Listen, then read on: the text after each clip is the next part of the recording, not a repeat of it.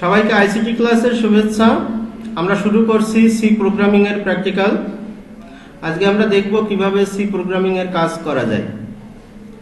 প্রথমত C programming একটা middle level language, অর্থাৎ হাই লেভেল এবং লো লেভেলের মাঝামাঝি এটা কাজ করে। আমরা মূলত হাই লেভেল পর্যায়ে এটার কাজ করব। যে আইডিই বলা হয়, ইন্টিগ্রেটেড ডেভেলপমেন্ট এনভায়রনমেন্ট, বা যে সফটওয়্যার ব্যবহার করে আমরা এটা করব তার নাম হলো কোড ব্লকস। তো এটা কম্পিউটারে ইনস্টল করা থাকতে হবে এবং এটা হচ্ছে ফ্রি সফটওয়্যার, এর কোনো লাইসেন্স লাগে না, ওপেন সোর্স বলা হয়।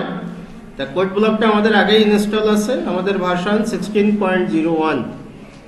কোড ব্লকটা আমরা চালু করব। চালু করার পরে আমাদের এখানে একটা নতুন ফাইল নিয়ে সি প্রোগ্রাম লিখতে হবে।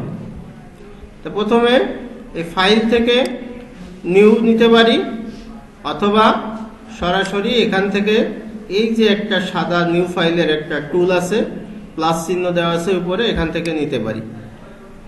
এখন আমি এমটি ফাইল নিতে পারি, বিভিন্ন প্রজেক্ট তৈরি করতে পারি। তো আমরা প্রথম দিকে এমটি ফাইলই, ফাঁকা, এমটি মানে ফাঁকা, ফাঁকা ফাইল নিলাম। সব থেকে জরুরি হচ্ছে এটা আগে সেভ করতে হবে। ফাইল, এখান থেকে সেভ অ্যাজ বা সেভ দিয়ে কাজ করতে পারি। এইখানে দেখো আমার প্রথম কথা কোথায় সেভ হচ্ছে এটা খেয়াল করবা। ডকুমেন্টস এর ভিতর সেভ হচ্ছে, এটা পরে হয়তো খুঁজে পাবো না, কিন্তু এটা খেয়াল রাখবা। ডকুমেন্টস এর ভিতর তুমি ইচ্ছা করলে এটা ডেস্কটপেও সেভ করতে পারো। তাহলে এখন কোথায় সেভ হবে? ডেস্কটপের ভিতর। ডেস্কটপের ভিতর, ডেস্কটপ মানে কম্পিউটার খুললে যে জায়গাটা প্রথমে আমরা দেখতে পাই, এটা হচ্ছে ডেস্কটপ। আমি যদি চাই যে না ডকুমেন্টস এর ভিতর, তাহলে ডকুমেন্টসে ক্লিক করব। আমি যদি চাই যে না এখানে আরেকটা নতুন ফোল্ডার নিব, তাহলে নিউ ফোল্ডার ক্লিক করে তার ভিতর নিতে পারি। আপাতত আমরা ডকুমেন্টসেই ছিলাম, ডকুমেন্টসেই থাকলাম। আর এখানে ফাইলের নাম লিখব। তো এটার ফাইলের নাম যে কোনো নাম দিতে পারি। আমি দিলাম স্টার্ট, আর শেষে একটা ডট সি দিবা।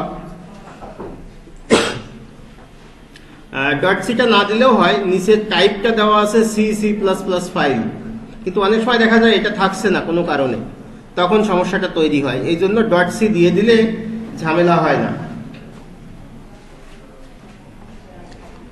তো এটা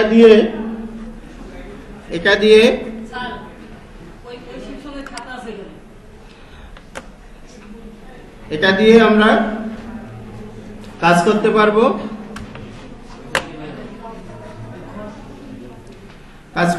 এটা সেভ করে নিব। তো দেখো এখন এটা কালার হয়েছে, আগে কিন্তু কালার ছিল না। আমরা দরকার হলে একটু বড় করে নিতে পারবো। জুম করে নেই, কন্ট্রোল প্লাস চাপলে জুম হয়। এর প্রথম লাইন ছিল, সি প্রোগ্রামের প্রথম লাইন হয় এরকম, হ্যাশ ইনক্লুড, এরপরে অ্যাঙ্গেল ব্র্যাকেটের ভিতর stdio.h,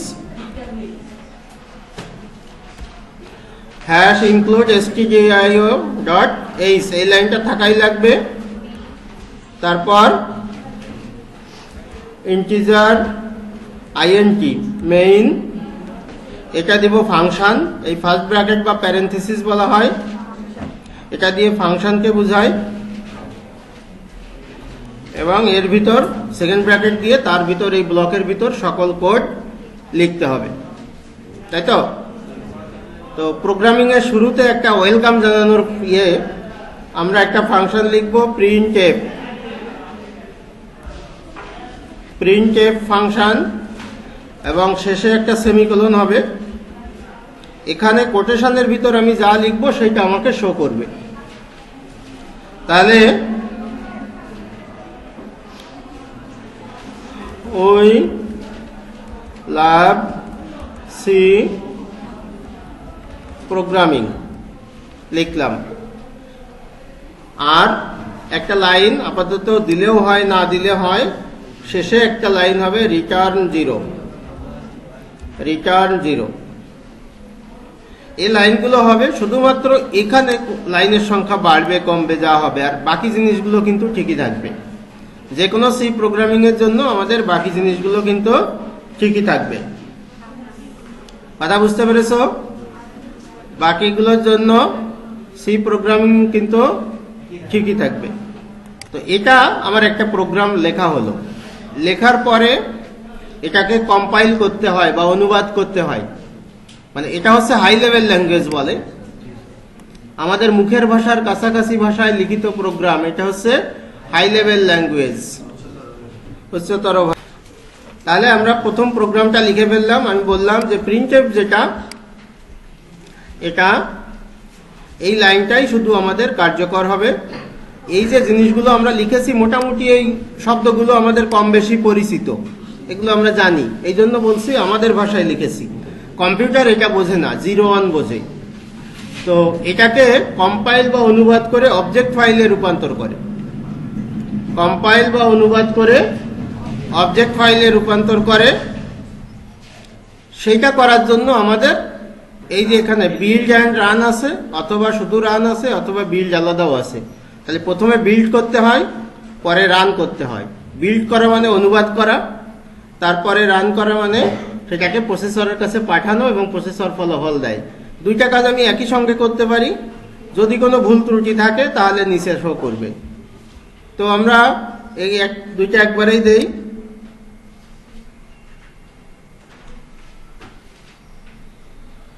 তো ভুল পাইনি বলে সরাসরি রেজাল্টটা দিয়েছে উই লাভ সি প্রোগ্রামিং, ওই লাইনটা, উই লাভ সি প্রোগ্রামিং। পরে কিছু ইনফরমেশন দিয়েছে, প্রসেস রিটার্ন 0, ওই যে রিটার্ন 0 দিয়েছিলাম, এক্সিকিউশন টাইম এত সেকেন্ড, আর প্রেস এনি কি টু কন্টিনিউ, যে কোনো একটা কিবোর্ডের কি চাপলে এই রেজাল্টটা চলে যাবে, এটা চলে যাবে।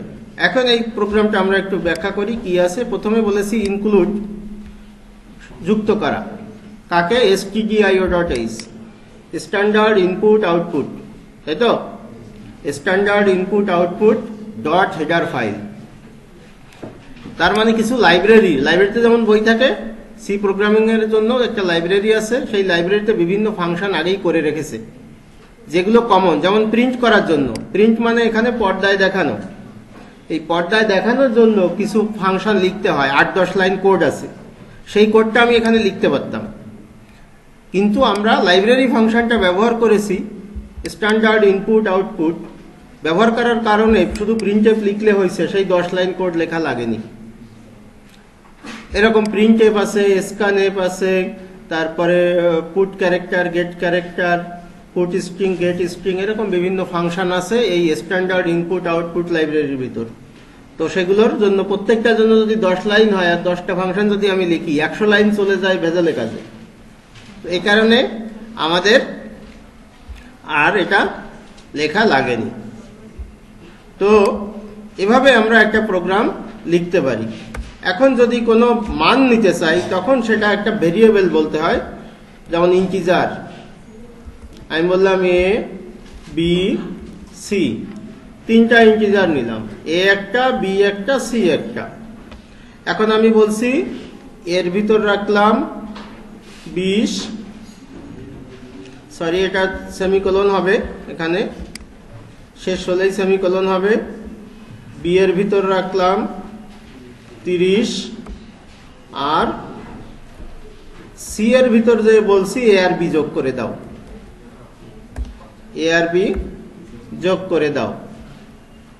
যোগ করলো, এর ঘরে রাখছে 20, বি এর ঘরে রাখছে 30, এ নামে একটা ঘর নিয়েছে। ইন্টিজার মানে পূর্ণ সংখ্যা রাখবে, এটার মানে হচ্ছে 3টা ঘর তৈরি করেছে, এ নামে একটা, বি নামে একটা, সি নামে একটা। এ ঘরের বলছি এই ঘরের ভিতর সব আমি পূর্ণ সংখ্যা রাখবো, ভগ্নাংশ রাখবো না, এই জন্য সামনে আইএনটি দিয়েছি, মানে ইন্টিজার। এরপরে বলছি এ ঘরে রাখো 20, বি এর ঘরে রাখো 30, আর সি এর ঘরে যে এ আর বি তে যা দেওয়া আছে ওটা যোগ করে দাও। যোগ তো করলো, তো সি এর ঘরে আছে, আমি কি দেখাতে বলেছি ওকে? দেখাতে বললে প্রিন্টএফ এর মাধ্যমে বলতে হবে সব সময়। তাহলে আমি যদি সি এর মান দেখাতে বলি, তাহলে পূর্ণ সংখ্যার জন্য % ডি হবে, পূর্ণ সংখ্যা দেখাবে। কার মান দেখাবে সেইটা এই বাইরে বলতে হবে।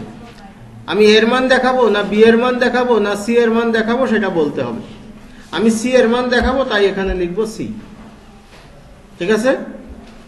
সি এর মান দেখাবো, তাই এখানে লিখবো সি। এটা সেভ করব এবং রান করব, তাহলে সি এর মান কত দেখাবে? 50, শুধু 50 দেখাবে। ওই দেখো 50 দেখিয়েছে। আমি বল স্যার এই যোগ করে কি লাভ? তুমি যদি এখানে গুণ করে দাও, তুমি যদি এখানে গুণ চিহ্ন দিয়ে দাও, তাহলে কিন্তু ও 600 দেখাবে। বুঝতে পারছো? 600। তুমি যে কাজ করতে বলবা সেটা করবে। তুমি এখানে লিখতে পারো, এরকম লিখতে পারো সি ইকুয়াল, এটা দিতে পারো। তাহলে করবে কি, এই অংশটা সরাসরি দেখাবে, আর পার্সেন্টেজ ডি এর জায়গায় সি এর মান দেখাবে। তাহলে কি দেখাবে? সি একটা ফাঁকা, ইকুয়াল একটা ফাঁকা, তারপরে পার্সেন্টেজ ডি এর জায়গায় সি এর মান 600, এটা দেখাবে। এখানে দেখো যে ওই উপরে একটা স্টার চিহ্ন উঠেছে, দেখেছো? বা এখানে, তার মানে সেভ নেই। কন্ট্রোল এস দিলে সেভ হয়ে যাবে। এখন আবার রান করি, তাহলে ওই যে সি ইকুয়াল, এই জিনিসটা আগে ছিল না। বুঝতে পেরেছো? এই যে এখান থেকে সি নিয়েছে, একটা ফাঁকা নিয়েছে, ইকুয়াল নিয়েছে, একটা ফাঁকা নিয়েছে, আর পার্সেন্টেজ ডি এর জায়গায় সি এর মানটা প্রিন্ট করে দিয়েছে। ঠিক আছে? তাহলে এই পর্যন্ত আমাদের প্রথম প্রোগ্রাম আমাদের হলো, আমাদের যে কোনো একটা সি প্রোগ্রাম কিভাবে লিখতে হয়। এই যে রিটার্ন 0 আর উপরের অংশটা, এটা সবসময় ফিক্স থাকবে এবং পরবর্তীতে অন্যান্যগুলো যুক্ত হবে। সুতরাং আজকে প্রথম প্রোগ্রাম শেষ করলাম। ধন্যবাদ সবাইকে।